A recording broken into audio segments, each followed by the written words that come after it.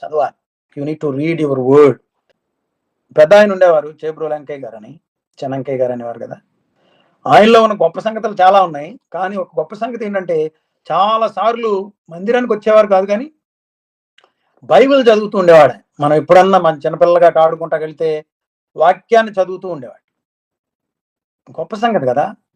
నిన్న ఎవరో ఒక ఆవిడ పాపం అక్కడ డ్యూటీ చేశారంట, బైబిల్ అక్కడ పెట్టిందంట. దాని కొరకు నానా జాతర చేసేస్తున్నారు. బైబిల్ తెచ్చు, బైబిల్ అపవిత్రం చేసే బాబు అని. బైబిల్ అపవిత్రత అంటండి. ఎంత ఘోరం చూడండి, మనుషులు ఎలా తయారైపోయారు. చాలా మంది నెగిటివ్ కామెంట్ చేస్తున్నారు. జ్ఞానంగా ఉండాలి, వివేకంగా ఉండాలి, అక్కడికి ఎందుకు ఎత్తుకెళ్ళాలి బైబిల్, అవన్నీ వాస్తవమే, నేను కాదంటలేదు.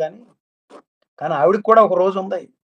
నా బిడ్డ, నీవు నన్ను గూర్చి సిగ్గుపడలేదు కాబట్టి రా, నీకు స్పెషల్ గిఫ్ట్ ఉందని ప్రభువు పిలిచే రోజు ఒకటి ఉంది.